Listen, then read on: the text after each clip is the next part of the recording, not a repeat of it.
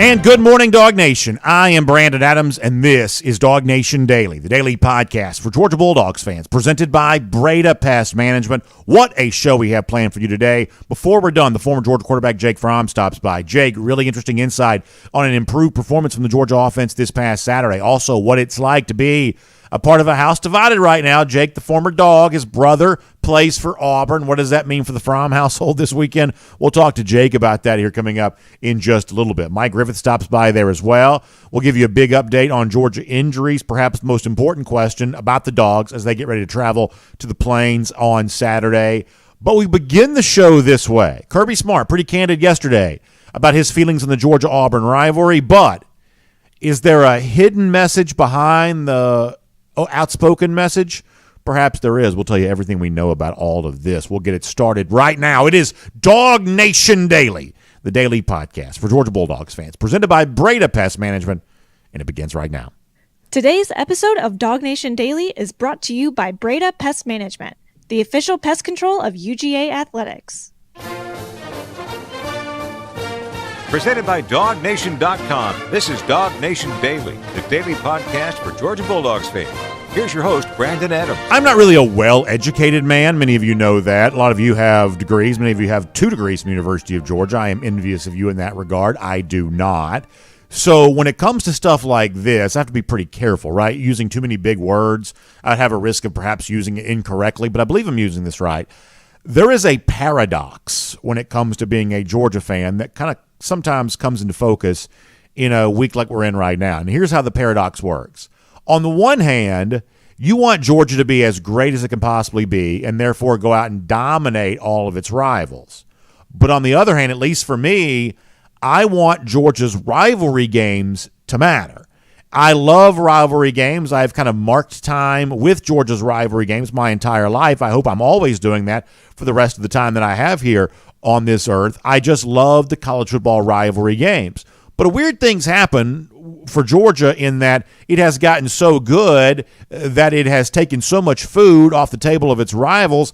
All of a sudden now it sort of feels like from time to time that some of Georgia's rivalry games don't quite matter as much as they used to. And so when you have a situation like this, the renewal of the Deep South's oldest rivalry between Georgia and Auburn on Saturday, one of the questions get asked is, okay, well, what exactly does this rivalry game mean here right now, and how do these two rivals feel about each other? Yesterday on the show, we talked a lot about what Hugh Freeze had said about his feelings about Georgia. And I don't have time to play the entire clip that Freeze gave you yesterday, but I do want to kind of give you a little bit of just a quick synopsis of Hugh Freeze's overall feelings about Georgia. This is kind of in a roundabout way, Freeze's feelings about Georgia and Georgia fans here right now. The message that I bring to you today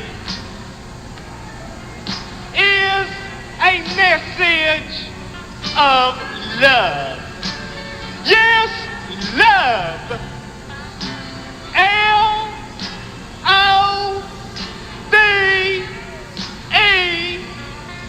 love.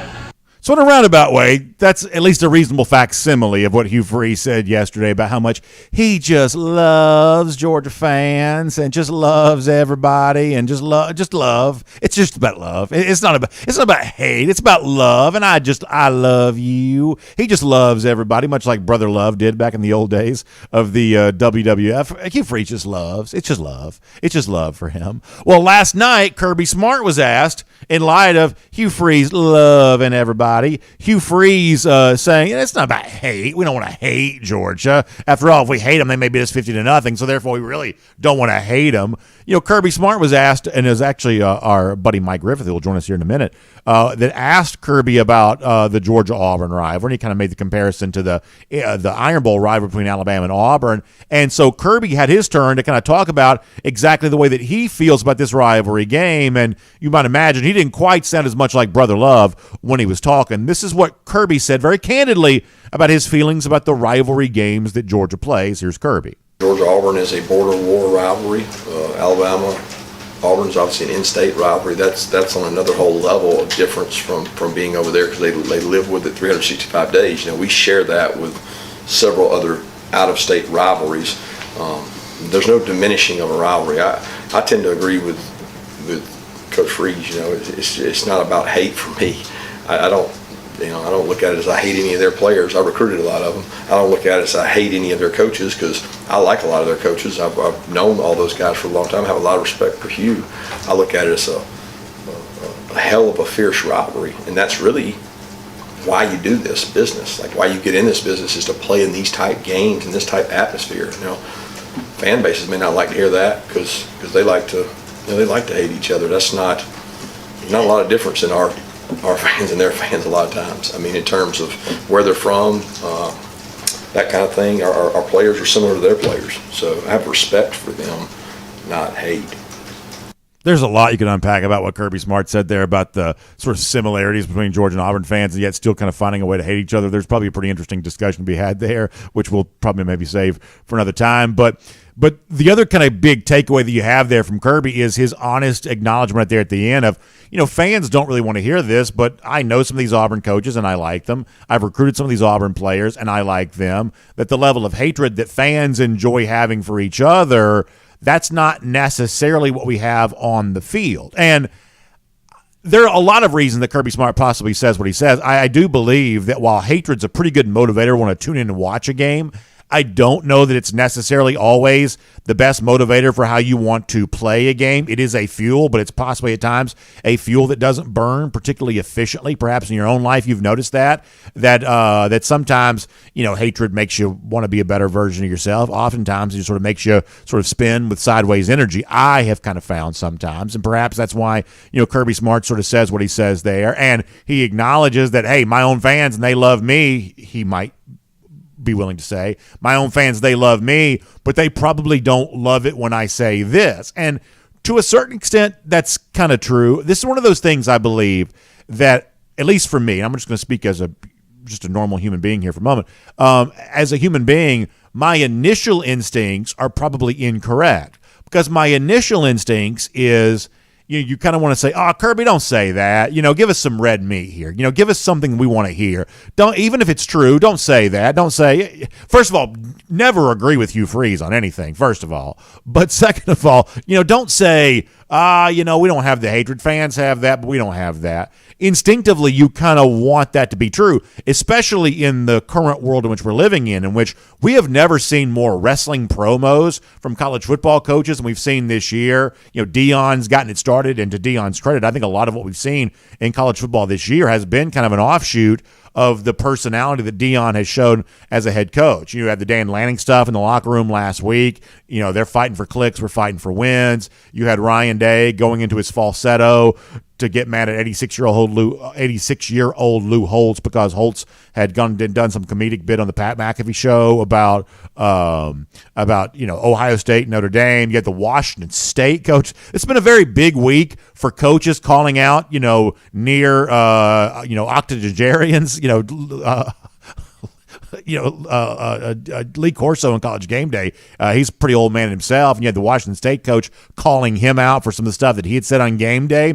We've got a lot of coaches sort of acting in this very sort of visceral and emotional way, and I think instinctively our first thought is, yeah, I want Kirby Smart to do that. The stuff that he does behind the scenes, the, you know, I want you to eat speech, or the you just laugh and point at the scoreboard speech from Florida in 2021, or some of this other stuff. I want him to do more of that kind of stuff publicly. Remember after the 2019 Auburn game when he said HBTFD and everybody had a big laugh from that? I want him to do more of that kind of stuff. I want to see more of Kirby's personality the same way we see some of these other coaches' personalities, at least this year, on a pretty regular basis. I would say as a Georgia fan, that is what my first instinct is, and so I'm probably in the category that Kirby referenced there of some fans that don't love it when I say, well, I don't quite hate this team perhaps the way that some fans do. But as I said, even though instinctively that's probably the first reaction that I have, upon further reflection, I think Kirby Smart with his overall demeanor here probably gets it right. There is an element in which I think deep down we all know that Smart is not particularly genuine with some of this kind of stuff, that Smart portrays one thing publicly while portraying something else privately. And we have talked to plenty of players who played at Georgia who will tell you that behind the scenes, Kirby hates these rivals. Kirby wants to go out and beat these rivals. He doesn't say that publicly, but privately he says that plenty, and we've had people that have kind of relayed secondhand what Kirby Smart has said in that regard. And Smart seemingly, from the very beginning of his coaching life, has sort of had an understanding of if you want to be a real leader of men, if you want to be a man who leads other men, you can't be all up in your feelings all the time, right? You can't be talking about what you hate, and you can't be talking about what you love, and you can't be talking about how sad you are or how mad you are, or you can't be Ryan Day on the field, complaining, Lou Holtz said we weren't tough. You just can't be doing that kind of stuff if you want to lead men. You have got to be a little more in the pocket in terms of your own emotional projection. It just seems like that's true, and it seems like Smart has sort of always understood that's true. So do we take Kirby Smart at face value when he says, I don't hate Auburn? No. I've seen him fake a field goal against Auburn late in the game to tack on extra points. I've seen him say HBTFD in the locker room after beating him in 2019. I have seen too much evidence over the years to lead me to believe that this is just another game to Kirby Smart and he doesn't have hatred for any of these people. But we certainly understand publicly why Smart doesn't quite give the game away in terms of his emotional feelings every single moment. In fact, just this week, we had a little bit more of insight into kind of why this is true and just how true this is. Reese Davis, who admittedly we've had our share of shots taken at thus far this season, we're actually going to say something good about him now because he was on one of those ESPN podcasts the other day, and they were talking about all of these very emotional coaches we have in college football right now, the Ryan Days and the Dan Lannings, who I don't mind Lanning, but you get my point. Dion, the Washington State coach, all these coaches who are just cutting promos left and right. They're mad at this guy. They're sad about this. They're whatever all the time. We've had a lot of emotional coaches here this year. And in light of that, Reese Davis told a story going back to 2017, which Hugh Freeze, he should be aware of. This was Kirby Smart's second year. I don't know what Freeze was doing in 2017, but this is Kirby Smart's second year. Got Georgia to the national championship game in his second year. Hugh Freeze was flabbergasted to hear that yesterday, but that is true. And after that game, Reese Davis told a really good story about Kirby Smart. This is from this week on an ESPN podcast. The reason why I'm playing this for you is it's a little bit of an example of what Kirby Smart is also doing when he talks about the Georgia-Auburn rivalry. He is not necessarily going to give you all of his feelings publicly. Even though instinctively sometimes we wish he probably would, Smart has sort of determined that projecting one thing publicly and projecting something else privately is the better overall strategy for his success, and obviously who can deny those results? So for some extra context here, this is Reese Davis on an ESPN podcast this week. He was handling it like the consummate pro and gentleman that he is, obviously disappointed, obviously crestfallen at being that close to a championship and having it get away. And he's handling everything just as you would expect, from a coach of his caliber, showing the disappointment, but controlling the emotions. We finish our chat. He walks out of the room where we were, and there's this big metal locker as he walked out of the room, and there was kind of no one else around except me and my cameraman, Kirby, and whoever was walking with Kirby. And just before he exited the door to head back to the locker room, he turns and punches that metal locker, gives it a big shot as if, he has maintained, held it, knows he's going to, when he takes a step outside that door, he's got to hold it again and be the leader. But that little moment, boom, absolutely human, but maintained the composure both before and after, sort of like the consummate pro that he is. Isn't that a fascinating story? Reese Davis saying after the disappointing loss in 2017, Smart stood there, talked to me, kept his composure, knew he was going to have to show composure again to his players, but in a private moment took his fist, punched a locker because of the feeling he was feeling inside. Privately filled with emotion, but wanting to project that publicly, no, he wasn't. He wanted to be the consummate pro and display the same kind of poker face that we see from him a lot. And if you think about it, that's the same kind of behavior he shows in the sidelines a lot too, right? I mean, Smart is as animated as every coach I've ever seen, but we don't see, he wears the visor. we don't see him throw the visor down like Steve Spurrier used to do or slam a headset or stuff like that. He screams and yells all the time, and he obviously does some very intense coaching on the sideline. But those outbursts of anger that some coaches have, I'm having a hard time actually remembering Smart doing one of those things in terms of like slamming a fist or throwing something or something like that, that visible sign of frustration, because that's the thing that when you're on the other side of that, when you see a coach slam down a headset or throw down a visor, that's when you know you've got him. And I think the overall story here is Kirby Smart never wants to let it be known that he got. He's not going to show you the fist slam, but you better believe if Kirby Smart loses a game, his competitive fire, of course, forces him to want to let out some of that anger. And you better believe, as a Georgia alumnus and someone who is taking great pleasure in winning all these rivalry games, of course Kirby Smart hates Auburn. We've got enough evidence of that. But is he going to give that away for free during a press conference? No, he's not. Instinctively, sometimes we sort of, wish he would. Those of us who, kind of live in this college football age now where it seems like all these coaches are always giving these, viral video wrestling promos type speeches. We wouldn't mind hearing a little bit more of that from Kirby. Every time we get one of those leaked, intentionally or unintentionally, whatever it is, it's always well received. It's always a ton of fun. But Smart has decided that the recipe for his success is to be a little bit more buttoned up than that when he is projecting himself publicly. When it's the media watching, when it's fans watching, there's a certain way that Kirby Smart chooses to behave. But when it's private, he is as emotional and driven and passionate as anybody could possibly be. And that recipe for when to show it, when not to show it, clearly works well for him. He likes to show it on the field. And if history is our guide, that could mean Auburn's in some real trouble on Saturday afternoon.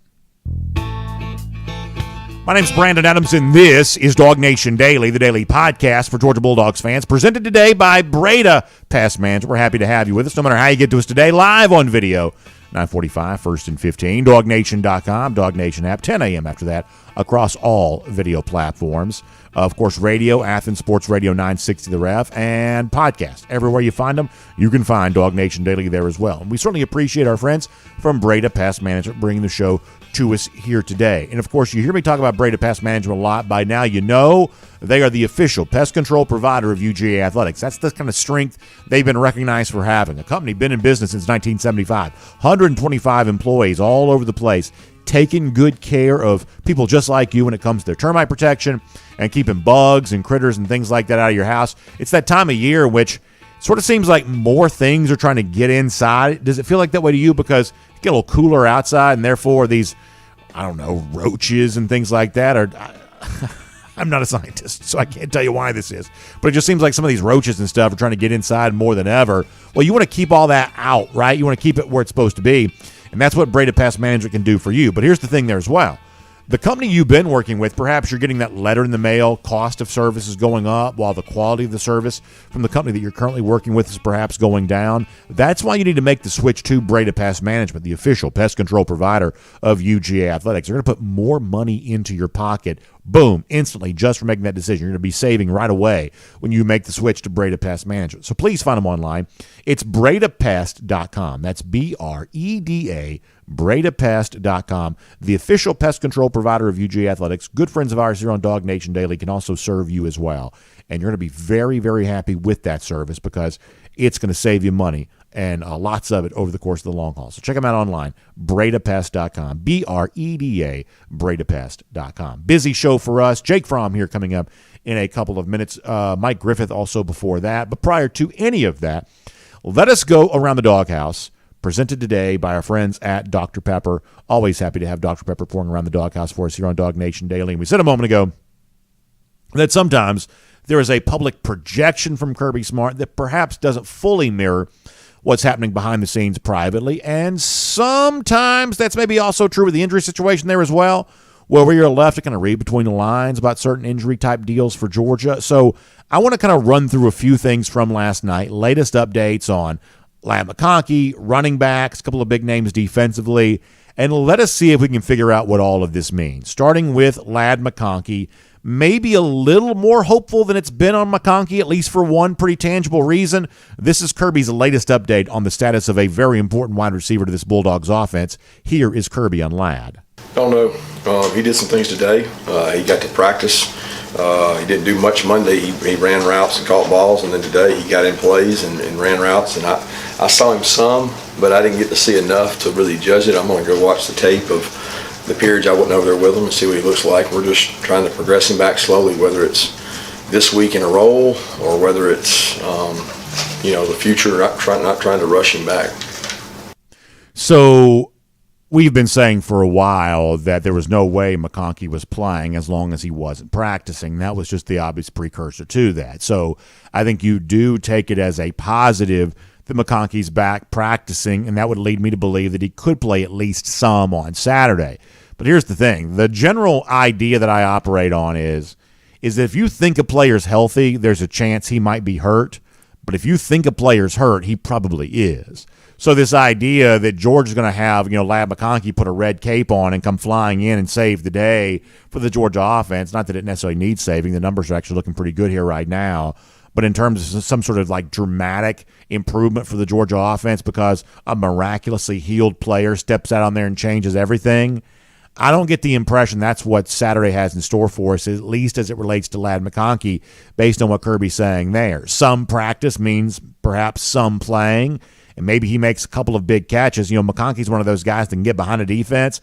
He doesn't have to play a lot of snaps to have a big impact on a game, but being the sort of fully healthy guy that we saw be one of Georgia's most dominant players second half of last year, sounds like on the basis of that, that's not quite what Ladd McConkey is right now, and I actually don't think Kirby Smart's probably sandbagging on that. Similar situation when it comes to the running backs here, too. Roderick Robinson, Kendall Milton, two guys that were not dressed last week. How about their status for Saturday? Here is, once again, an update from Kirby Smart on that situation. Yeah, Roderick hadn't gone much. He's been in the training room dealing with the high ankle. But Kendall was able to go some today and did some stuff. Again, I saw him out there. I didn't get to see how much he did or how he looked doing it. I'll evaluate that on tape. But he was able to take reps and go and cut and do some things. The positive spin I'll put on the running back situation right now is that Dajon Edwards looks like one half of a tandem that Georgia just always seems to have, right? Couple of good backs that give you what you need. And right now, Edwards is one half of that tandem. I think he's performed very well here the last couple of weeks. You got to try to figure out who your other guy is. And a Milton or a Robinson, who Smart discusses there, they're both obviously candidates to do that. I think there are probably some interesting ways that Georgia can use Dylan Bell that perhaps they haven't wanted to show yet. Maybe we see some more of that on Saturday.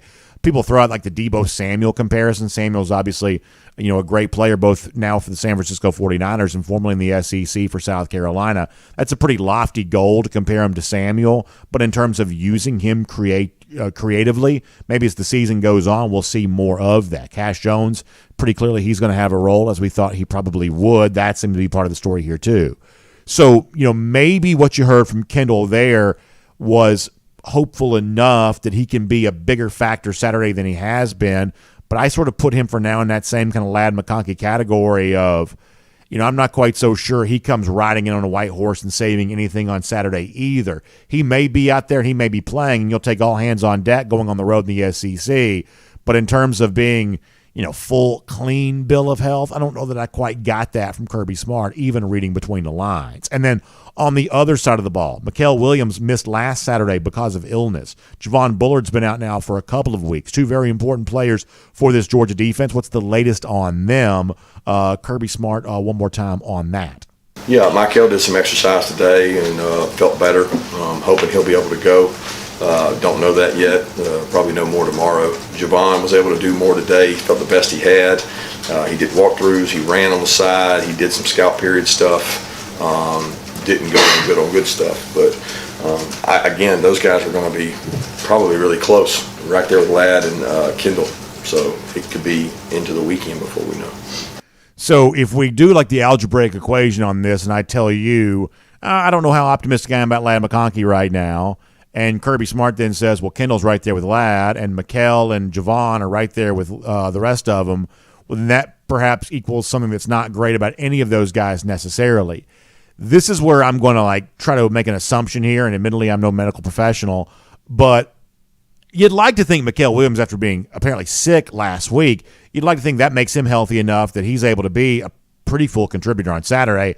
That may be an example, you would hope anyway, of Kirby perhaps sandbagging a little bit. At least that's my speculation there on that. And listen, we may get into this more before the week is done. One of the things that quietly has been pretty impressive for Georgia this year, in a moment in which they needed for it to be, Georgia has a little bit of a history lately, going back to certainly the 2022 season, of really upgrading its pass rush when it was facing the best quarterbacks that it would see. And right now, there aren't many quarterbacks in the country playing better than Spencer Rattler, and there's probably nobody in the SEC that's playing better than Rattler. And yet, second, third, and fourth quarters the other day, Georgia really kind of neutralized him, and it was an effective pass rush that enabled Georgia to be able to do that. And Mikael Williams really kind of led a lot of the way there on that. So I think Mikael's a pretty important player for Georgia. I truly do. And I'm hopeful that he's a little healthier than Smart indicated right there, because I do think that Georgia would have its efforts, on defense slowed down a little bit if Mikael Williams is not fully healthy to be a full go. So hopefully we get good news on that. The Bullard thing, I don't quite know what to make of that yet. But obviously, this is a Georgia team with a very long injury list. And I think we sometimes have a tendency to overrate the impact of one injury, but underrate the impact of several injuries connected together. And right now, I do believe that Georgia's overall level of performance is negatively impacted by the players that it doesn't have to be able to put out there in the field right now. So getting some of these guys healthier and hopefully having some of that take place by Saturday, that's going to be pretty important. And that is Around the Doghouse, poured today by Dr. Pepper. Getting ready for another football weekend. Fansville commercials, I always think they're funny. I think it's one of the best campaigns I've ever seen. And obviously no company, seemingly, loves college football more than our friends at Dr. Pepper do. That's why when I'm enjoying college football on a Saturday, whether it be on my way to Athens or driving down to the Plains, you better believe, going to Auburn on a Saturday morning, I'll have me a cooler full of Dr. Pepper there in the car. Pop open a little Dr. Pepper as I'm driving. Y'all know how much I love it. Kaylee Manziel, our producer today, at one point in time had given me a case of Dr. Pepper for my birthday. I've now drank all of that, so I got to restock the situation here at the studio in terms of our Dr. Pepper. But the point is, it's rich, it's flavorful, it's the one-of-a-kind taste of a Dr. Pepper, whether it's the original Dr. Pepper, Dr. Pepper Zero Sugar, the brand new Dr. Pepper Strawberries and Cream. Just so many great ways to enjoy Dr. Pepper. It truly is the one fans deserve. So enjoy the 2023 season with our good friends at Dr. Pepper. Great to have them as part of the Around the Doghouse here today. All right, busy for us. It's Jake Fromm. Before we're done, we will start a little bit of an early look at the big games for the upcoming weekend. An incredibly deep slate of action here in the SEC, which I'm really excited about. So we'll get to all of that here coming up in a minute. But before that, how healthy is Georgia right now? How dangerous is Auburn coming back home after a loss to Texas A&M last week? Let's cover all of those bases with Mike Griffith here as a part of a Georgia Farm Bureau Insider Update. From Athens and across the SEC or wherever the recruiting trail may lead, here's a DawgNation.com insider. We will say hello to Mike Griffith here on DawgNation Daily in our Georgia Farm Bureau Insider Update, taking a look at what's been going on at Georgia practice as the Dogs get ready for Auburn on Saturday. And, Mike, we were just hearing some of Kirby Smart last night talking about some of the key injuries for Georgia. Do you get the sense this team is getting healthier as it gets ready for its first road game in the SEC? Oh, yeah, for sure. I mean, Lad's obviously not played this year, but, they rested him a couple weeks, and they brought him back to practice this week. And, with a back injury, it's always game time decision. That's going to be a minute-to-minute thing. I don't think anybody can forecast that. It's going to come down to how Lad feels in warm-ups, I'd say.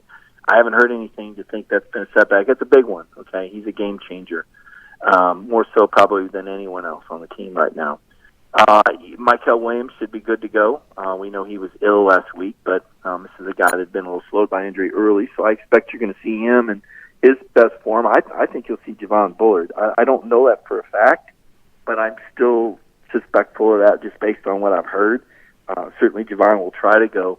This is an all-hands-on-deck kind of game, and I know that we look at Auburn's record and, we look at their offensive numbers last week and, we kind of shrug our shoulders, but I shrugged my shoulders about UAB as a 41-point underdog, and yet I saw 21 points put up in Sanford Stadium and 3 touchdowns scored in Sanford Stadium for the first time in 3 years. I mean, I didn't expect that. Now, some people will say that maybe, with all the guys that were out or the fact it wasn't a very good team, Georgia wasn't trying. I guess that's possible. But from what I've seen from this year's team, there's questions that need to be answered, and I think playing on the road against a rival in a loud stadium like Auburn is going to present some different challenges for these Bulldogs to prove once again that they're number one. Let me do 2 things in the injury front, and then we'll talk about some more of that type of stuff there. Of all the guys that we're kind of talking about, that Kirby addressed last night, somewhat status uncertain, The one for this particular Saturday that's the most important for me is Mikael Williams. That's the one guy that I think he had an amazing second half against South Carolina the other day. Spencer Rattler right now is playing like the best quarterback in the SEC, and I thought that Georgia did a pretty good job, more than a pretty good job, a very good job of neutralizing him in the second half of that game. That shouldn't get lost. Mikael Williams I thought was terrific at that. Auburn's terrible offensively. They're not even the same universe as South Carolina from an offensive standpoint, I don't think. But at the same time, hey, you want to make it easier on yourself. I just think that Georgia's a different defense when Mikael's in there. I'm like you. I assume an illness has probably had a chance to heal, and he's probably had a chance to kind of convalesce on that, and should be, I would assume, hopefully full go. But of all the guys we're kind of talking about, if I could wave a magic wand, speaking as a Georgia fan, and have a guy fully healthy and able to play at his best, absolute best, for this particular Saturday, Mikael Williams would be the guy that I would want. Yeah, well, I mean, he's a future first-round pick and All-American, so I can certainly see why you'd say that. I think his ability to pass rush is what sets him apart. I just don't know how much Auburn's going to throw the ball. They can run the ball pretty well, and I'm sure Mikael will help a lot in that area.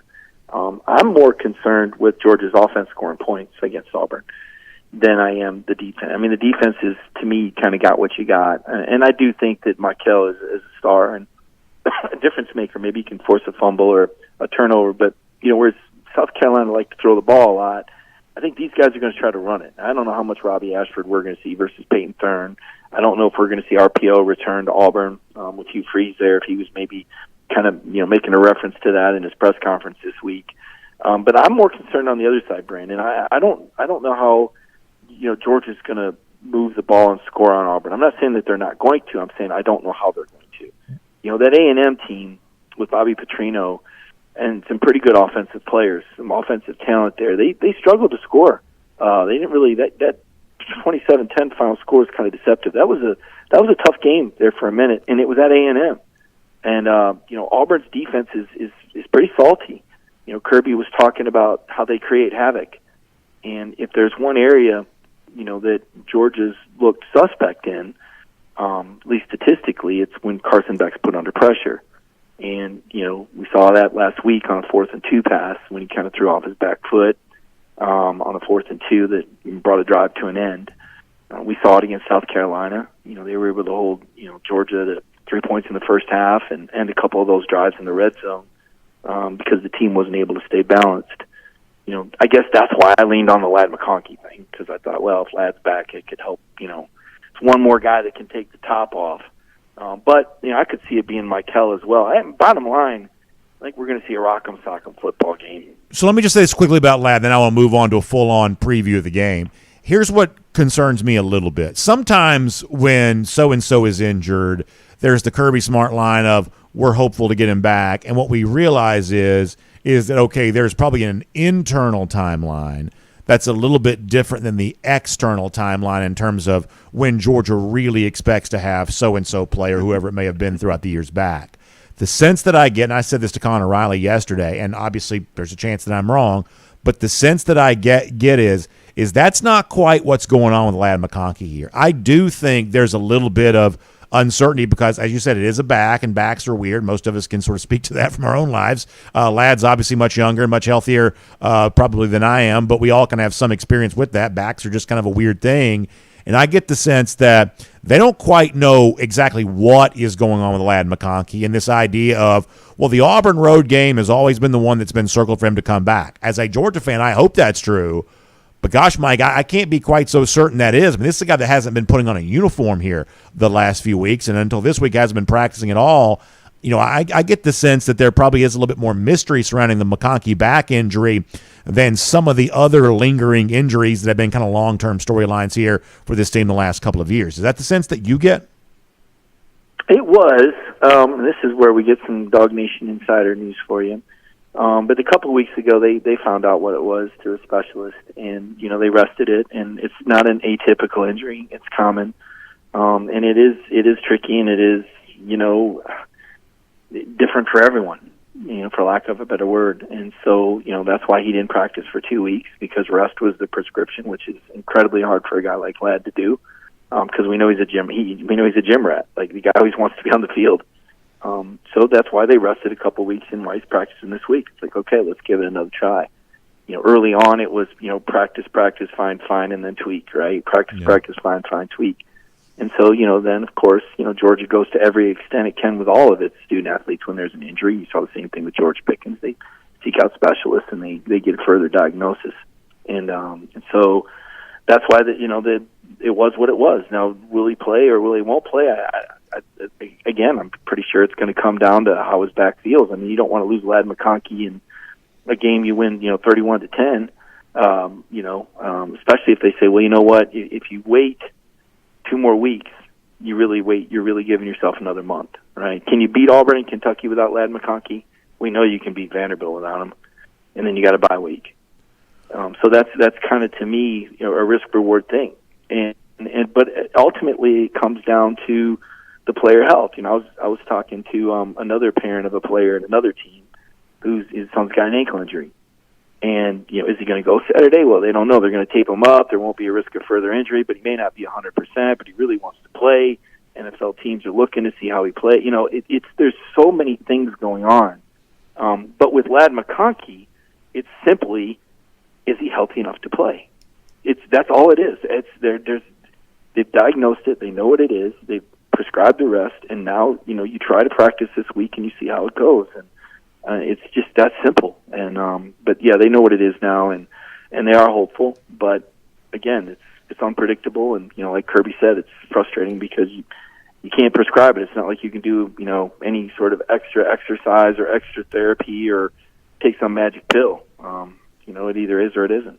All right, let's move on and do a full-on preview of the game here for a moment. And I think I kind of agree with something that I believe that you said a moment ago, which is I am very curious. I like to keep things simple when possible. I am very curious with the total number of points that Georgia scores on Saturday, because they've clearly shown this year more than capable of scoring against UAB, played a pretty good game offensively, scored enough against UT Martin or Ball State. They've been in the 40s in all those games. Just 24 points, though, against South Carolina. And one of the hallmarks of the 2 national championship offenses, really the offensive coordinator that led those, Todd Monken. In 28 games against SEC competition, Monken's offense has averaged 37 points per game against SEC competition. And so if you want to be able to score the kind of points you need to score in like the postseason games that really matter, best way to show that is by putting up pretty big totals in these SEC games. Obviously, scoring was a little bit of an issue for this team against South Carolina, and the point we made on the show was not quite enough explosive plays to produce the kind of points that produce the kind of easy win that big scoring margins sometimes give you. So to sort of begin with, Mike, and you touched on this a moment ago, I'm just very interested to see how many points does Georgia score on Saturday, because, great teams, even against, certainly a better than average Auburn defense playing in its own stadium, a great Georgia team or a great college football team is going to find a way to score there. I'm curious to see, can Georgia score enough on Saturday to give itself a little bit of margin in a game like this? Well, it's you know this as well as I do. It's a different team, right? I mean, I'm looking at Todd Monken, the offensive genius, and I think they scored 19 points against the Baltimore Colts or the Indianapolis Colts. I mean, it comes down to your personnel, and it's not a Carson Stetson thing, I don't think. I think it's more of a Marcus Rosemy-Jackson, Adonai Mitchell thing. It's a healthy Kendall Milton, Kenny McIntosh versus, Dejon Edwards, Cash Jones kind of thing. It's Ladd McConkey versus Dominic Lovett kind of thing. It's Broderick Jones versus Ernest Green III kind of thing. The supporting cast isn't as good. It's Oscar Delp versus Darnell Washington. The supporting cast isn't as good. I'll say it again. We can say this is the best wide receiver corps since blah, blah, blah. We can say it 100 times. It's not true. It's simply not true. The results aren't there that warrant that. The passes go downfield. We're not seeing Dominic Lovett jump up and take balls away from people. We're not seeing that. That's not what he does. He catches passes. He runs after the pass. That's what he does. That's the issue. The players aren't as good at the skill positions yet. Now, could they evolve? Absolutely. Could Ra Thomas get more involved? I think I'm with you. I think there's a huge upside to this kid, and the more Ra we see, the more I like. Arian Smith flashes, but he's not perfect, and Kirby said that. That ball that he thought maybe could have been caught. He did catch one touchdown, make a nice move, but Arian Smith doesn't equal George Pickens, right?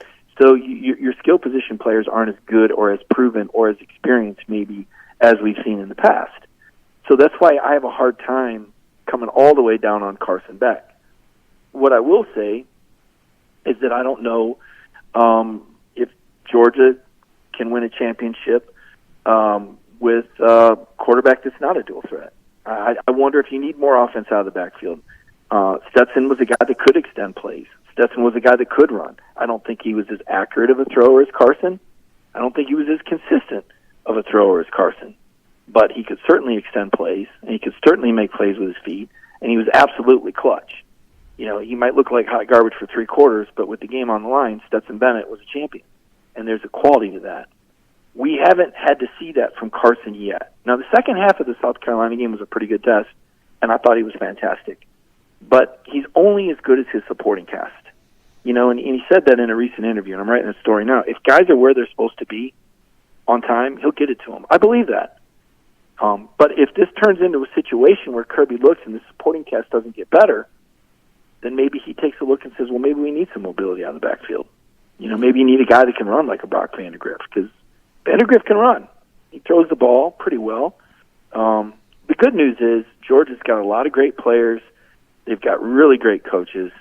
And we know that Kirby makes good decisions, and he does what it takes to win championships. And I don't think anybody would trade Kirby Smart for anybody in the country. At least you shouldn't.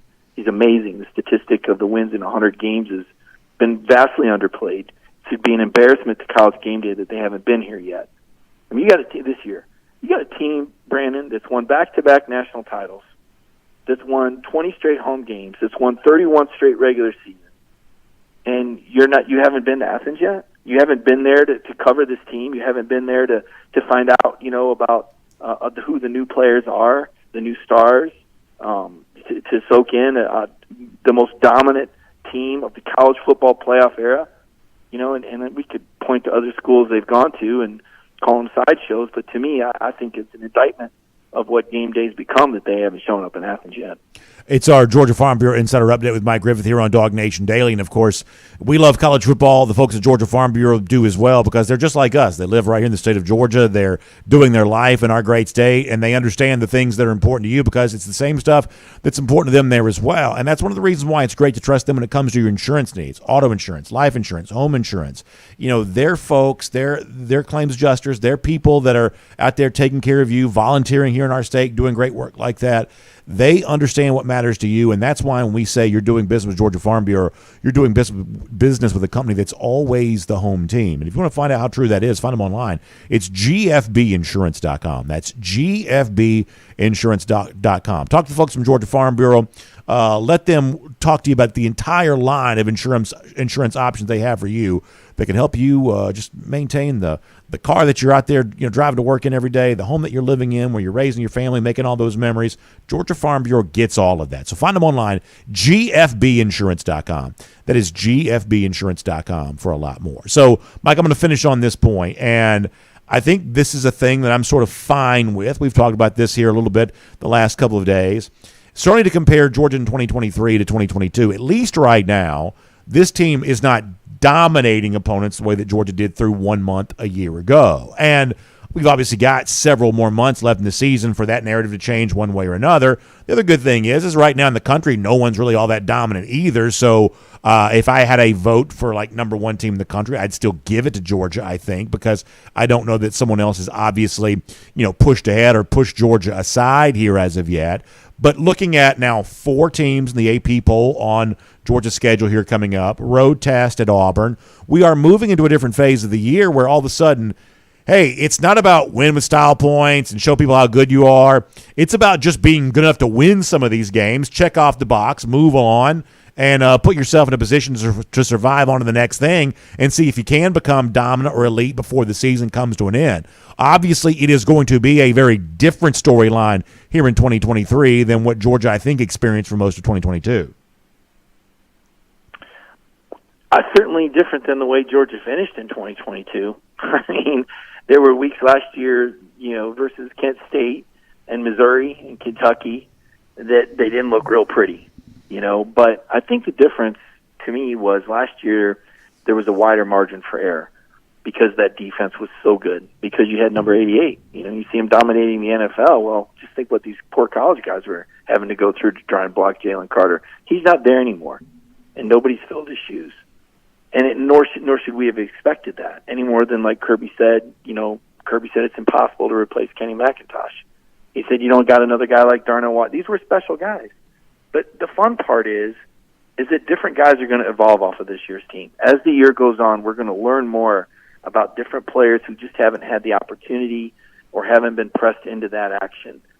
But unfortunately, because of the number of injuries, and I do think Kirby has played it smart and conservative while trying to play some younger guys. He's trying to build that championship depth. To me, it's like the best is yet to come, right? Whereas last year, man, they got shot out of a cannon in that Oregon game. They were so fantastic.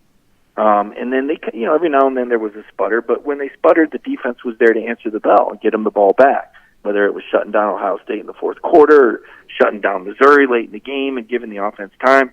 I don't know that Carson Beck is going to have that margin for error. And so, therefore, I think more is on his shoulders, and I think he's got a tougher job than we've seen a Georgia quarterback have since Jake Fromm, when Jake was here in 2019. And remember how the receiving corps had injuries and changed from week to week. Kirby talked about how that's happened this year, and I think that's affected Carson. So, no, they haven't looked as good as they did, certainly not as good as they did against TCU. It's kind of too bad. That's the game everybody remembers. That's really not what last year was like. You remember, Brandon, there was some stinkers in there when you went, oh, my God. But they'd also start. But it's about starting the season against Oregon, starting the season against South Carolina. So when you did have those drop-off games, you at least had something to compare it to where you knew the standard that Georgia was capable of playing to. Yes, and maybe Auburn, wouldn't it be great if Auburn could be that game because they need it, and Kentucky's up next. And who knows what Kentucky you're going to get. They've got Florida this week. Are they going to have momentum? Or my thing for Georgia is, it sounds crazy. I know it sounds crazy, but just survive these next two games. It doesn't matter how ugly they are. Just win, and then give Kirby the bye week against Vanderbilt, and then the real bye week. Because I think this team will be locked and loaded by November. I really do. But right now there's been some injuries, and I think you've got a couple of challenging teams with a physical Kentucky and an Auburn team that I think is going to be better than a lot of people expect. Should be fun to see. Mike, thanks for your time here as part of our Georgia Farm Bureau Insider Update. We will look forward to talking to you soon. All right, appreciate it. Let's take a look around the rest of the league. This is SEC Through. Yeah, that's always the context that's really important if you want to make the comparison between seasons, is that if Georgia goes up to the cold in Kentucky and doesn't play a brilliant game offensively, or if it seemed disinterested against Kent State or Samford a year ago, all of that happened after Georgia had throttled Power 5 opponents. And by the end of the year, South Carolina was pretty good, and Georgia beat them as bad as anybody could beat anybody.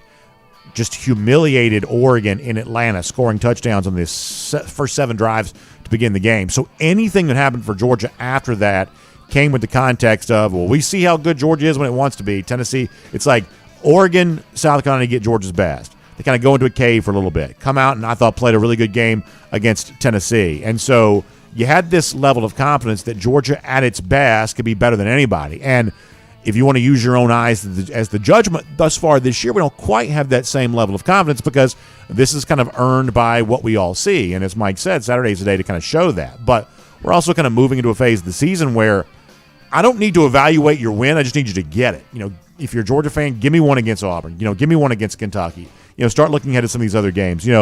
That's where it kind of comes down to of when you look at the next stretch of SEC games minus Vanderbilt, in a roundabout way, just sort of winning is kind of enough, and then we'll see what Georgia kind of grows into from that. We'll also talk to Jake Fromm here coming up in a moment. Great stuff from Jake on today's show, including some thoughts on Georgia and Auburn. Prior to that, though, let's go cruising around the SEC, courtesy of Royal Caribbean. One of the things I always thought was really fascinating, when I first got to know a lot of the folks from Royal Caribbean and kind of, just getting to know their perspective on things, one of the things I always found to be really interesting is that when you talk to them, they were always very big on, hey, when it's time to book a Royal Caribbean cruise vacation, make sure you use a great travel agent. That the experience of using a travel agent for your Royal Caribbean cruise vacation doesn't cost you anything, A, and B, it's going to give you the best possible experience of taking care of all the options. Because when you choose a cruise vacation, it's the port that you sail out of, it's the ship that you sail on, it's the ports of call that ship visits, it's the things you do while you're on board the ship.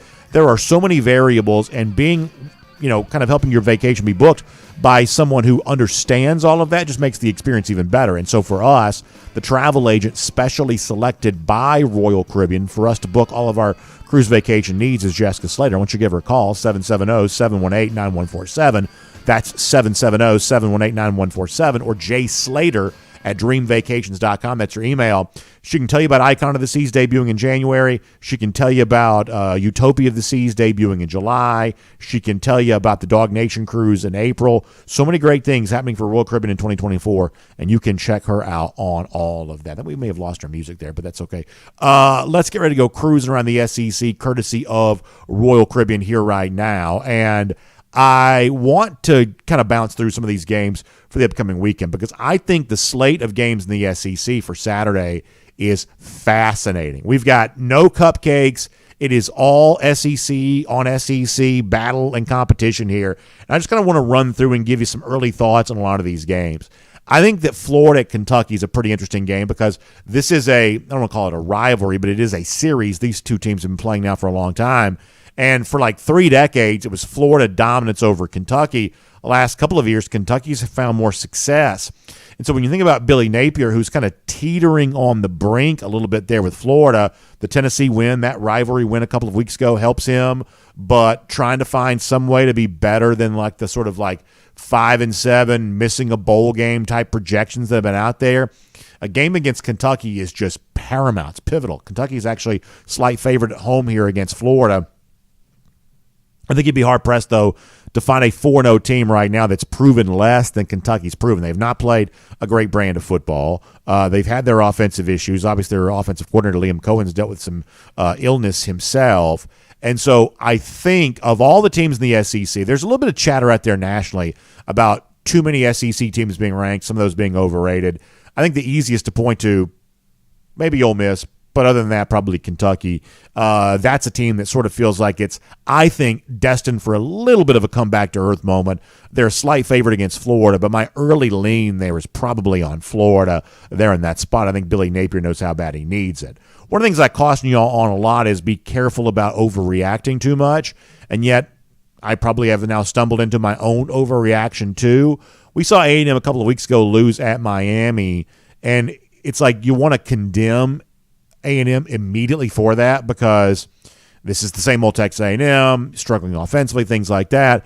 But upon further review, you kind of realize actually Miami may be pretty good. Van Dyke's a pretty good quarterback. I think Miami's going to be a factor in the ACC. That going on the road and losing to Miami right now for A&M might not necessarily be the kind of thing you have to apologize for necessarily.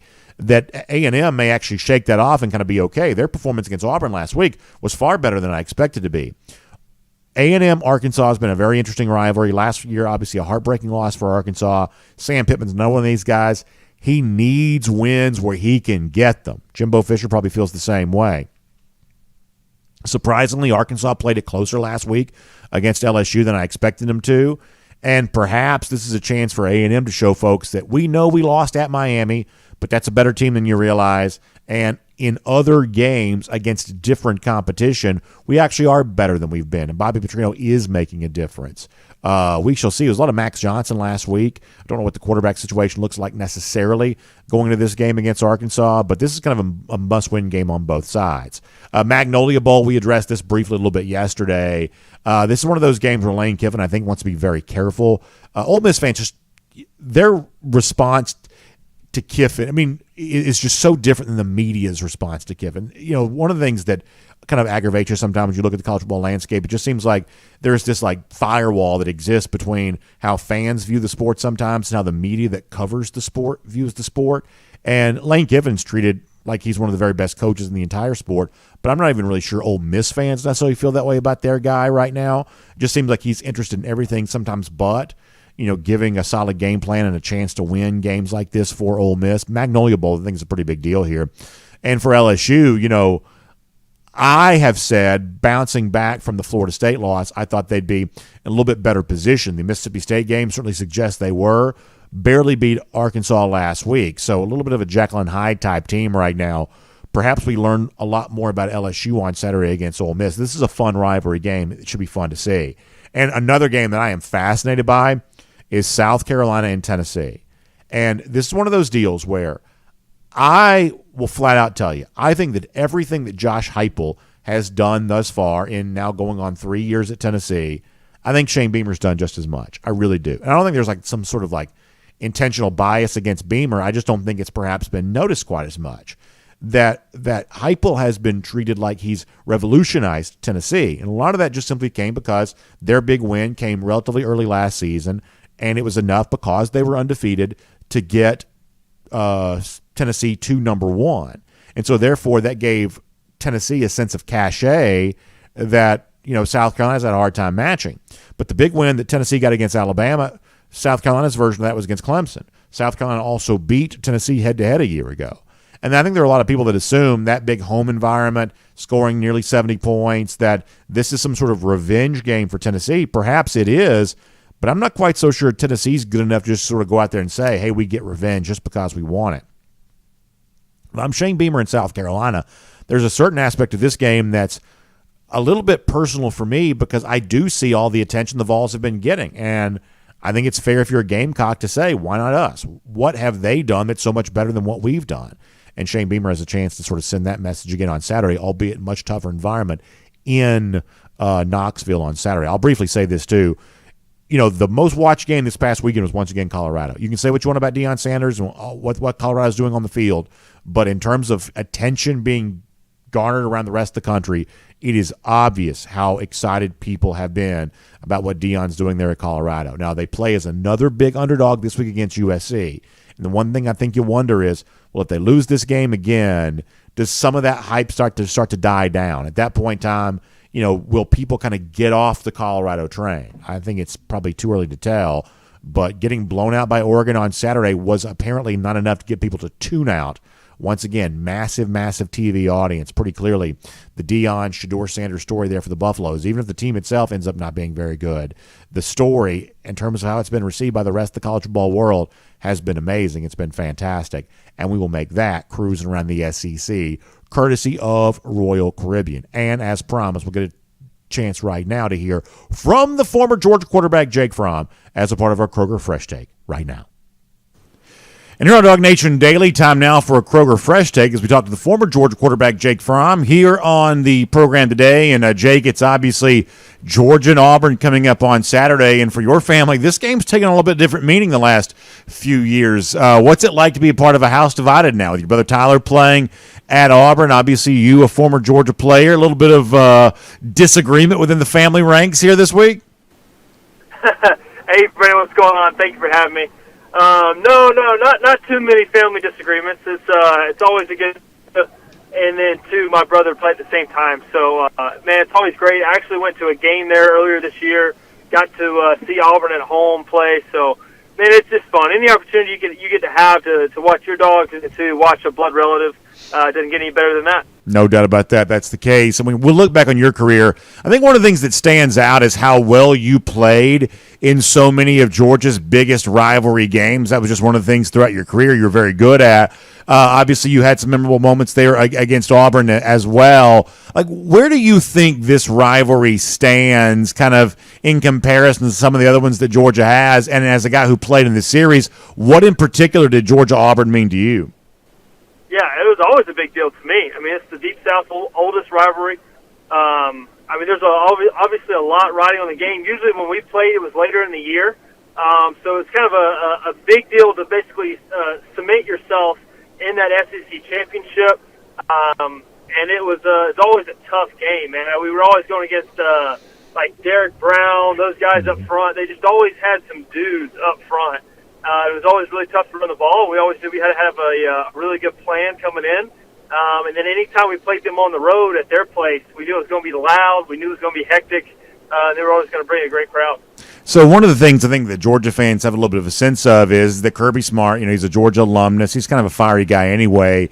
he seems to, even though like in his public remarks doesn't really always say this, but the actions, the behaviors would lead you to believe that that Kirby Smart kind of understands the Georgia rivalries, appreciates getting those wins. Like going into a Georgia Auburn, and as you said, in your career, it had been late in the season. It's a chance to either clinch the SEC East like y'all did in 2019, or there are other stakes perhaps on the line. It's a little bit different now because it's earlier in the year. But how much talk would there be about playing a big rival and being kind of an extra level of motivation? How much of that would there be during a practice leading into a game like this? Yeah, Coach Smart always did great on his messaging throughout the week, because you play Auburn, you play Florida, you play Tennessee, you play South Carolina, and every single different rival has their own, little uniqueness to it. And just kind of the messages that he would come out, each one of those weeks. Obviously, the goal is always win the game. You should just want to be able to, compete at your own level and to win. But he always did a great job with the messaging on getting just every little bit of ounce he could out of us to get that extra little bit of motivation. Yeah, no doubt about that. Are you concerned at all that – so when you look at the current landscape of college football, like it's not even a guarantee that Georgia and Auburn play every year anymore going forward. There's the future of the SEC schedule is still a little bit in flux, and I would say that the nature of like the college football playoff and the fact that Georgia's gotten to be so good and some of these programs have kind of suffered because of that, it seems like some of these rivalry games – maybe quite don't mean what they once did. It's still a pretty big deal to me, but you get the sense that while, hey, every Georgia game is a big deal no matter who it's playing, the rivalry games don't quite seem to mean the same thing. Sometimes they do when I was a kid. Do you get the sense there is a sense in which that's true, and are you concerned about the fact that all of the change that's taking place around college football right now, perhaps that's having a little bit of an impact on some of the traditions that have been special to us? Yeah, I think before the transfer portal and NIL really got all out of hand here in the last couple of years, a lot of times guys were just going to school because of the love of the tradition of the school itself. You went because your dad went, your uncle went, somebody went. You grew up watching them play, so you understood the rivalries that were built into that program and that university. So I hate to kind of see it go away a little bit because that to me that's what college football is about. That's what Week 12, Thanksgiving week, out. So to me, I always want to see Auburn on the schedule. I always want to see Florida on the schedule. I always want to see Tennessee on the schedule. So to me, that's what playing Georgia football is all about, is beating up on those guys. So along those lines, I guess let me ask you before we change the subject here, where would you rank, Georgia's biggest rivals? What order would you put them in? Oh, tough question, Brandon. Oh, man. Gosh, I think let's go Florida, Auburn, Tennessee. I like it.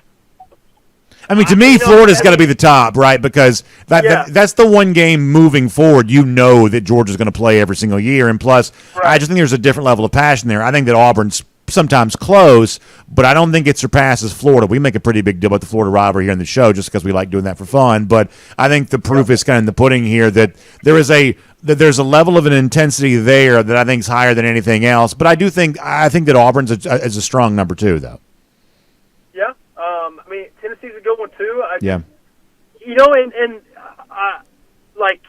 take Tech kind of for granted just because of the years they've had recently, but that wasn't always a shoe-in win, back in the day. So there's a lot of good ones, and then, too, with this SEC expansion, I think it'll be neat to have some new blood in there. Yeah. And get to see, how we do versus Texas, here going on. So that's college football. It's ever changing, but I do like to have a little bit of tradition, a little bit of security in a few of those rivalries. No, I think that's a good point. Moving on here, last Saturday we saw the Georgia offense, I think, play better. Not a perfect football game, but they were 6 for 6 in the red zone. They put up 40-plus points. Carson Beck seemed as comfortable and poised as he has all year long.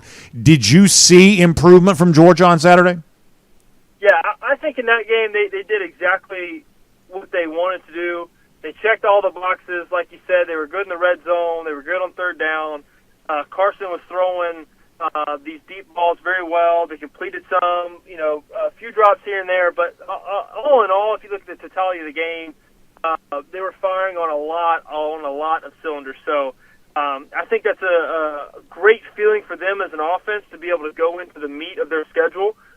feeling good about themselves. But, man, they're going to get tested throughout the year, and they're going to get tested on Saturday, too, going into Auburn. Yeah. Because they've had 4 home games in a row. It's going to be fun to watch how they react and how they adapt to going on the road, silent count, crowd noise, all the different things. So it's going to be very interesting to watch, and they're going to get tested early. The thing that I was just blown away by on Saturday once again is just how good Brock Bowers is. It's 120 yards, a couple of touchdowns. He goes over 2,000 yards for his career, and I just don't think, Jake, you can say it too many times, this is one of the truly special players to ever play at Georgia. And I know it's only UAB and whatever else, but he does this basically against everybody, and he can certainly seem to do it anytime he wants to. This is a guy that just refuses to be tackled sometimes, and I tell you, it's a real joy to watch. As a player yourself, like, how amazed are you by just what he's capable of doing? Man, every time he gets the ball in his hands, you just know he's going to break 1 tackle, 2 tackles, get these yards after catch. He never stops playing. He finishes. He shows up on tape everywhere. Just a guy who just plays so hard. Like when you go back and think in the old days about, man, this guy he was just a football player and he plays hard. That's the modern-day Brock Bowers. And, man, if I'm teaching anybody how to play football just in general, I'm turning on the tape and I'm showing them just clips of Brock Bowers. I want to ask you a bigger picture question about the broader, landscape around the country here in a moment. Let me remind folks before we do, though, it's our Kroger Fresh Take with the former Georgia quarterback Jake Fromm here on DawgNation Daily here today. And obviously, Kroger's got you set up for all kinds of fun things here this weekend. And if you want more time to enjoy the football that you love and maybe more money to spend on some of the tailgate parties and things like that you're a part of, one of the great ways to get more of the things you love is with a new membership opportunity from Kroger. It's known as Kroger Boost. If you go to Kroger.com/Boost, you can try Boost for free right now for 30 days. And when you're a part of the Kroger Boost membership program, you get free grocery delivery, twice the fuel points when you're shopping and buying the things you're already buying there at your local Kroger. So try it by going to Kroger.com/Boost for more information. That's Kroger.com/Boost for more information. All right, Jake, we'll finish up with this. It seems like right now to me that Georgia is perhaps not quite as dominant through 4 games this year as it would have been a year ago. Doesn't mean they can't still win the national championship. I believe they probably still will, but it's a little bit of a different feel. And yet around Georgia, I'm not quite so sure where the supposedly dominant team is right now. There are some good teams. Ohio State got a good win over Notre Dame. Washington's played really well here thus far this year. Texas has won at Alabama. Florida State's got a couple of pretty interesting wins here right now. So there is clearly some good, fun football being played, but that obvious dominant team who's better than Georgia, I don't really see them right now. And yet Georgia also has plenty to work on, too. It seems like it's setting up to be a really entertaining next few months. What do you make right now of where Georgia fits into the overall national landscape? Look, I'm with you. In college football right now, I never thought we would say this in the world of NIL and the transfer portal, but I think there's a lot of parity going on in the college football world right now. I do think Georgia's still number one. But I think this could be anybody's college football season. I mean, there's a lot of good teams out there.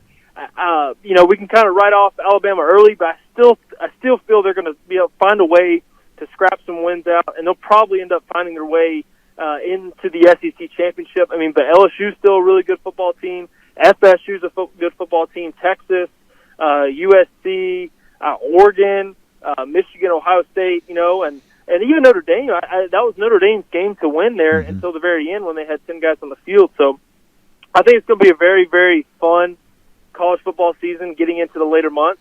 And then this college football playoff, I think, is going to be pretty wild. Yeah, I can't wait for it, Jake. Really good stuff. Thank you for being here as part of our Kroger Fresh Take today.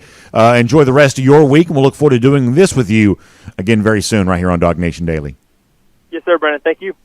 Really good stuff from Jake Fromm, talking about the nature of the Georgia-Auburn rivalry and kind of what Georgia does to prepare for these rivalry games. Always really compelling to hear from a guy who's played in moments like that to give you a real level of insight on that. As we said off the top of the show, Kirby may say one thing publicly about a lot of these rivalries, but privately we know how driven he is to win all the games that Georgia plays, the big rivalry games included. I'll also say this before we wrap things up here today. A couple of things. First of all, to follow up on our SEC through from a moment ago, as we've been on the air today, reports coming in at College Station that Connor Wegman, the starting quarterback for Texas A&M, lower leg injury, not going to miss the rest of the season. So Max Johnson, who had transferred to A&M from LSU, looks like it's going to be his job there in College Station. So once again, backup quarterback's becoming a pretty big story in the SEC as Johnson gets the reins in College Station now that Wegman's going to miss the rest of the year. So that'll be an impact on that A&M Arkansas game on Saturday.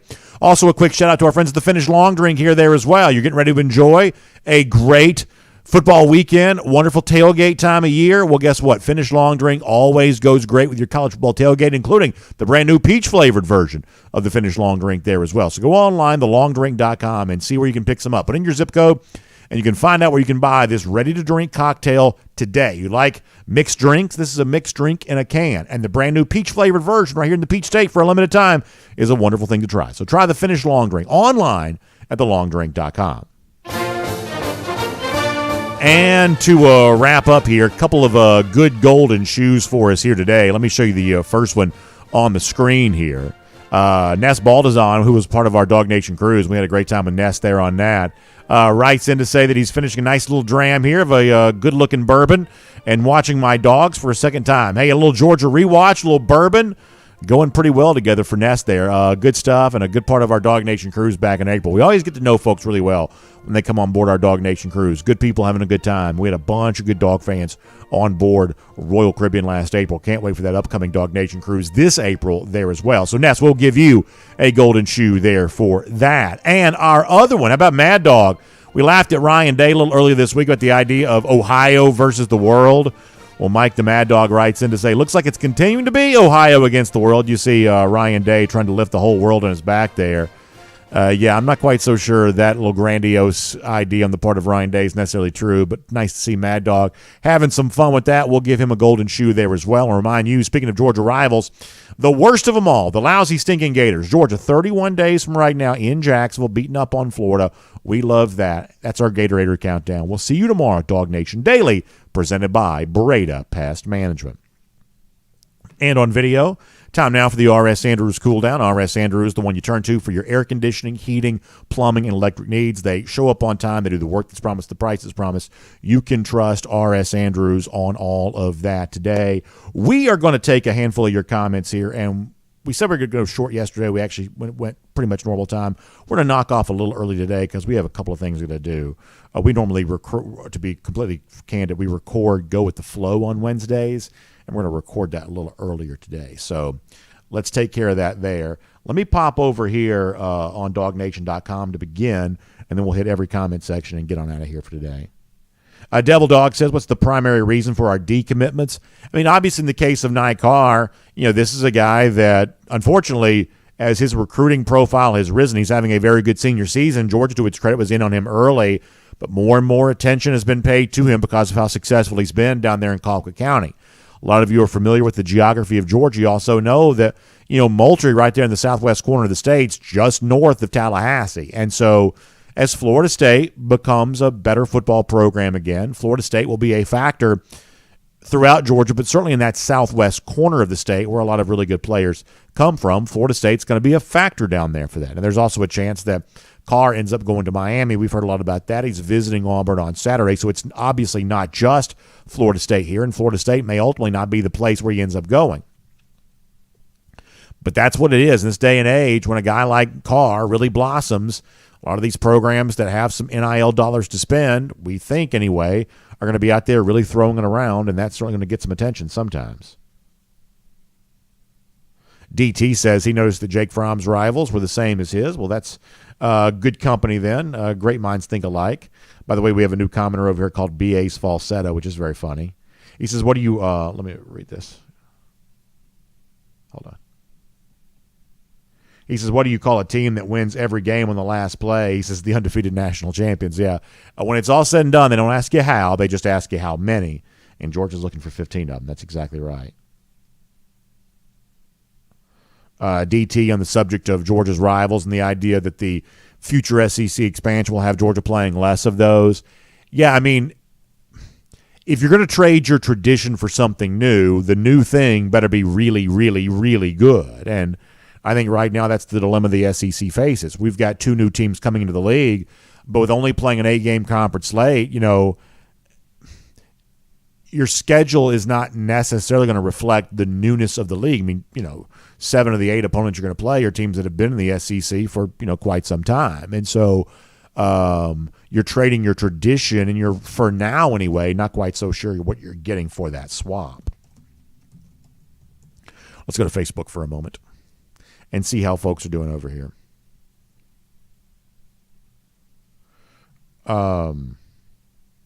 Matt Dozier says that Green and Pickens were the last big-time receivers I can remember for Georgia. Something definitely has to change. What the heck is the deal? Yeah, it's important to note that if you think of Georgia having a drought of like truly elite game-changing receivers, it does predate Kirby by a pretty long shot, right? Pickens is an example of a great receiver who was here. Unfortunately, because of injury, he was not on the field as much as you would like for him to be while at Georgia, but you see how good he is with the Pittsburgh Steelers. I don't disagree that eventually it'd obviously be great to see Georgia achieve the same level of individual player success at receiver that it's achieving in every other position there as well. I guess the positive spin I can put on that is that while Georgia still kind of seems lacking compared to the other position groups on this roster, and certainly other wide receiver groups around the rest of the SEC and the rest of the country, there's no doubt that Georgia has more production at receiver than it used to have. Ladd McConkey had a huge year a year ago. He had almost 800 yards receiving. You go out and you utilize the transfer portal very well. Ra Thomas and Dominic Lovett were both very productive receivers at their respective schools a year ago. And this is just true. Brock Bowers, for all intents and purposes, is a wide receiver himself, and I don't think there's anyone better than him. So while Georgia isn't winning with the elite receiver recruits, full stop, that's just objectively true, it is getting a lot more out of the receivers it has than it certainly used to, and I would say that's not nothing. Let's see what else. Ryan Mooney predicts a different-looking Georgia on Saturday, all business. That'd be a lot of fun. Mike Mazzell said Pickens said Hoover High School instead of Georgia. Some of the players do that. Obviously, as someone who I've told y'all before that when I watch the NFL, I watch it from the vantage of a college football fan. So when a player doesn't mention his college, I notice something about that. It perhaps doesn't mean anything. I wish Pickens would say Georgia. I just like it when they do. A couple of years ago, I remember Roquan Smith was like, he's from linebacker U. That's what he said. And so as someone who's very pro-Georgia, when someone uses that space to be introduced as a starter to send a very pro-Georgia message, I love it. And admittedly, I would like it better if, Pickens said Georgia instead of Hoover, if that's what he said. But some of these guys just like to kind of put their own spin on that, and I can't fault that. Matt Rukavina gives you the I like driving in my truck, and you know what comes next on that. The Auburn sucks. People love that. It always comes back this time of year. Very funny stuff, Matt. Brian Whitehead mentioning the Ladd McConkey injury. Talked a good bit about that on the show today. He's obviously practicing some right now. You're hopeful that means he can play some. The suspicion I have on the basis of what's being said, even if he does play some, still won't be fully healthy. But a guy like Ladd with 1 or 2 touches can change the nature of the game. So any of McConkey you'll take because of what he can do from kind of a home run standpoint. So, yeah, that's kind of the sense that I get there. Resident Dog Fishing says ESPN is progressively getting worse. The new version on game is flat awful. Yeah, I mean, there's a lot about ESPN I don't love. There's a lot about ESPN I don't love. DMart42 mentioning Roquan Smith, saying he's a bad man. Yeah, Roquan got paid, and he is representing what we call linebacker U very well. Very, very well there. Now with the Baltimore Ravens. Let me get this. Oh, Doghouse Lawn Care, one of our great commenters, saying, our baby girl was born last night by the best hands in the SEC at Vandy. 5 pounds, 8 ounces of pure dog. Doghouse Lawn Care, that is such great news. Congratulations. We're thrilled to hear that. And thank you so much for popping in here and sharing that. And hope everybody does well. And we can't wait to see all of y'all back at the Georgia game again very soon. Really, really good stuff. That is awesome. Awesome, awesome. Happy to hear that. And a lot of folks in the comment section also celebrating that there as well. Like one of the things and then Spencer Clark also mentioning ESPN, one of the things I'm also noticing now is Have you noticed that there are a lot more like camera shots of the games where a fan jumps up and puts their arms in the air and that blocks your view? It seems like that happens with regularity on these ESPN broadcasts now. They don't want you to know this, but here's the truth. A lot of these ESPN broadcasts are much, much smaller from a technical standpoint than they used to be. ESPN is not just cutting back on like big-time broadcast names that you know, such as David Pollack. ESPN has greatly reduced the staff that they are broadcasting these games with, and a lot more, sporting telecasts, across their entire product line. You have remote announcers and things like that. You have far fewer cameras than you used to have. I feel like I see far more bad camera angles from ESPN than I used to see because they just don't have as many cameras in the stadium anymore. They have weird camera positions sometimes. Just the overall quality of the broadcast has gone way down. They don't want you to notice that, and they don't want to talk about it. But they are not broadcasting these games with the same level of support staff they used to. And if you look close enough, it's pretty obvious that's the case. And this is the SEC's only media partner moving forward in future years. You better be very careful with the SEC. I've said that plenty, and I'm going to keep saying that. Brandon Griffin says, no night games for a decade. Now we've got like 8 this year. Yeah, I am definitely a tinfoil hat conspiracy theorist on Georgia and noon games. I just am. When you look at who's gotten the most, it's LSU, who wants to play at night. Kentucky's, I believe, gotten the second most in last, however many years. They obviously like to have night games because you got the horse races there in like October during the day. They don't want to compete with that. The teams that want night games seem to get them. And so therefore the teams that you would left to conclude, the teams that want day games over the course of time, have they kind of gotten their way on that too? I mean, I think even Kirby kind of quietly, secretly probably prefers the noon game from a scheduling standpoint in terms of getting ready for the next week and things like that, taking care of recruits on the back end of the game. All of that's probably a little bit easier. But predating Kirby, I think it's fairly obvious, to me anyway, SEC and Georgia both will deny this, but predating Kirby, I think it's fairly obvious that there's a certain donor class to Georgia that used to be 1 p.m. games. That's what the sort of stock time was for Georgia before every game was on TV. And the same fans that preferred those 1 p.m. games also like the noon games. And Georgia had a lot of those noon games. I'm a very big kind of conspiracy theorist on some of that. Jonathan Aaron says, do you think there'll be a time that people think of Kirby like Saban? I mean, in the sense that if you fall on your face as a coach, you'll go to him to get the stink off. I think that could very well be the case. I mean, Kirby is still a very young guy. I don't even think his coaching reputation is anywhere near what it has the potential to be eventually. I think it could be far greater than that sometime in the future. I think you could be right about that. Frank Patterson says night games should help recruiting. Yeah, it can't hurt. The atmosphere is terrific usually. I'm going to bounce out here after taking a couple more comments. It's getting we got a lot to do today. Miriam Corbin says, for years the games were at 1 p.m. She says, this old girl does not like noon kicks. You got to get up pretty early to get there. If you don't live in Athens, you got to get up pretty early to get there. There's no doubt about that.